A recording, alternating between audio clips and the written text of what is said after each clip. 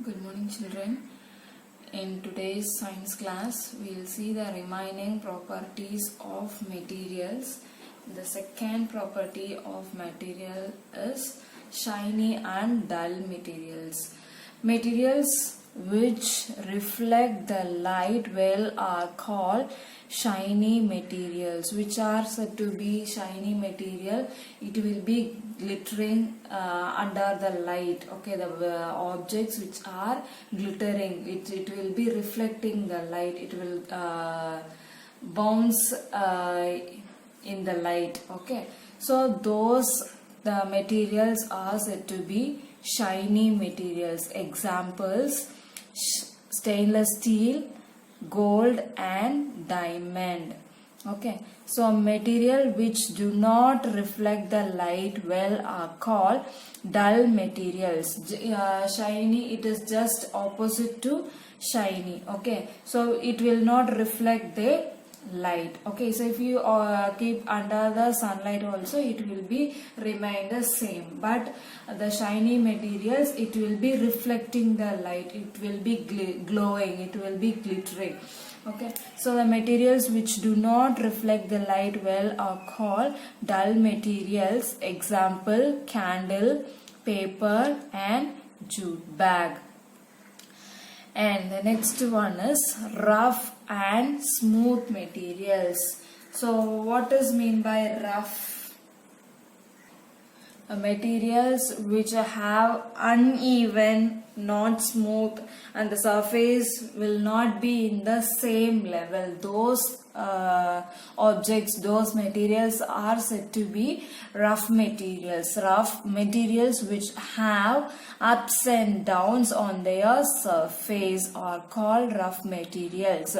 That is, it will not have an even surface. Okay, so those materials are said to be rough materials. Example: brick, rock and tire.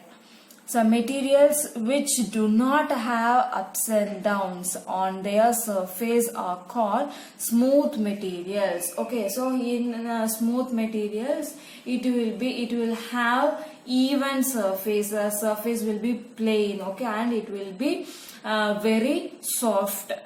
So which do not have ups and downs on their surface are called smooth material. Example: mirror, silk cloth and tiles. Okay, and here one more activity is given. Sort the given objects as rough or smooth. So by reading the object itself, you can say whether it is rough material or it is smooth material. Okay, just do this activity as homework, children.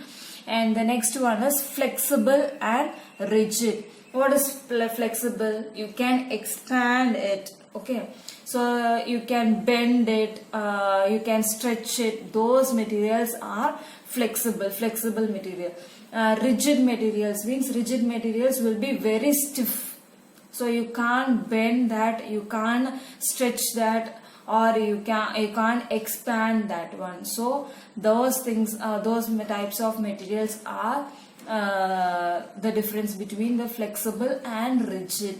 Materials which can be bent or stretched easily are known as flexible materials. Example: rubber band, electric wire and cycle tube. Materials which cannot be bent or stretched easily are known as rigid materials. Example: a stick, wooden scale and stone. Okay, so this is the difference between flexible and rigid material. Flexible, it will be it can enlarge, it can from its position it can bend or stretch. Okay, so the rigid material, it will be stiff and it will be in its own position. Okay, children. And the next material is waterproof material. By reading the name itself, we can understand it is waterproof. It will not let the water inside. Okay, so for which are things we need waterproof materials? Yes, if it is raining, we have to have to safeguard ourselves from rain. Yes or no, children? So it will be more useful to protect ourselves while raining. Okay, so materials that do not allow water to pass through them are called waterproof materials. For example, raincoat and aluminum foil of tablet strip. So while removing a tablet from a strip, it will have some aluminum foil. Yes or no, children? That is also waterproof only. If your tablet strip got wet in water, no problem.